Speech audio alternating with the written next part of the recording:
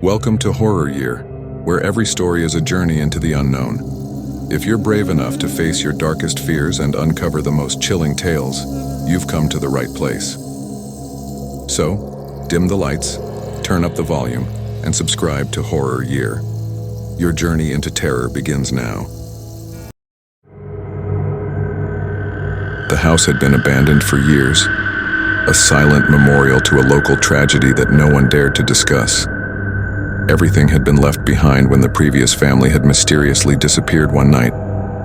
The kitchen was the only space that appeared unaltered by time.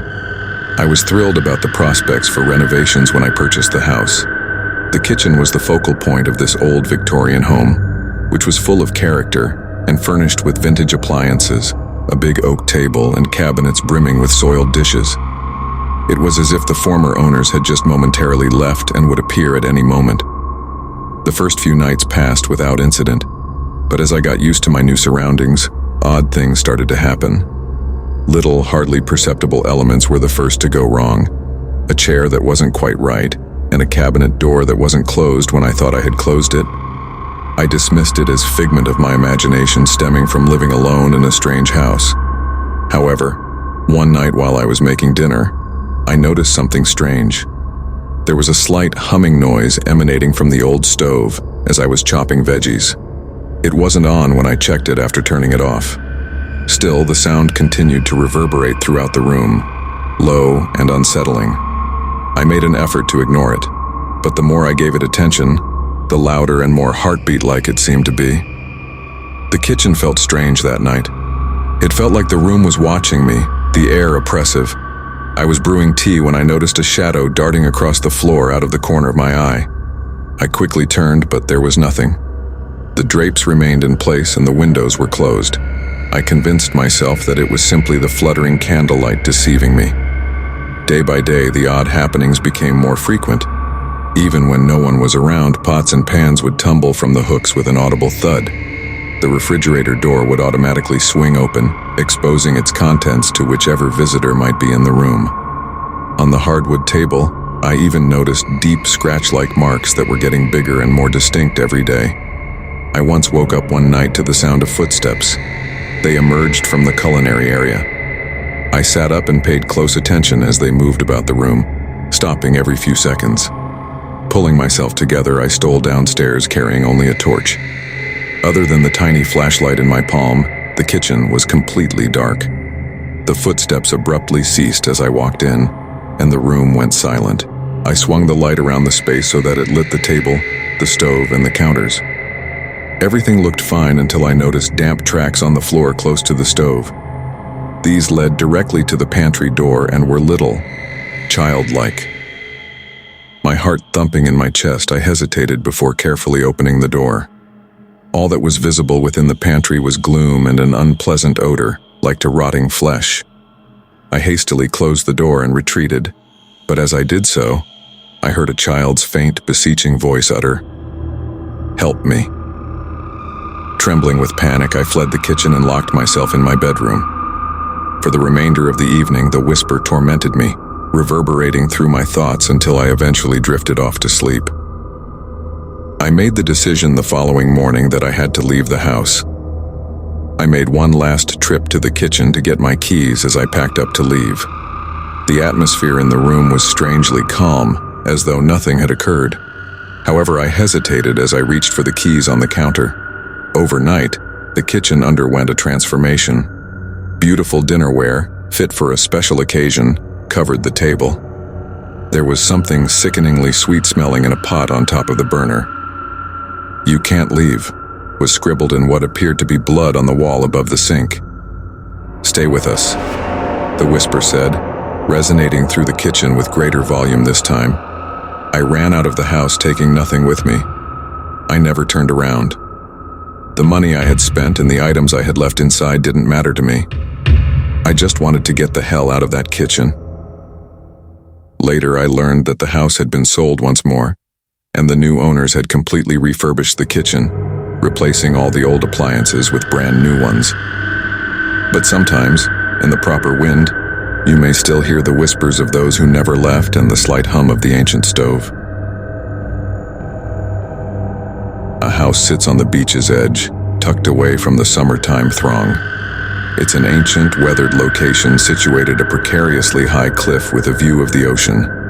It's known as Driftwood House by the locals, although no one knows why. Perhaps it's because driftwood fragments frequently wash ashore and gather in piles around the house, seemingly attracted to it by an invisible power. Alternatively, perhaps it's because the home itself is a patchwork of fading wood and salt-crusted windows that appears to have been assembled from the bones of the sea. In an attempt to get away from the bustle of the city, I was spending a peaceful weekend in the neighborhood. The small seaside town, with its charming stores and welcoming residents, was ideal. However, the advice was the same for everyone. Avoid Driftwood House. I was curious, of course. I was more eager to see it for myself the more they warned me. I made the decision to go for a stroll and locate the home one evening as the sun sank below the horizon, illuminating the beach in an odd orange hue. It was not difficult to find. It was a black silhouette against the fading light, making it stand out against the surroundings. The air got colder as I got closer, and the waves seemed to slam into the rocks below with more force. Up close, the house looked much more run down. The door stood slightly open, swaying in the wind, and the paint was peeling from the broken windows.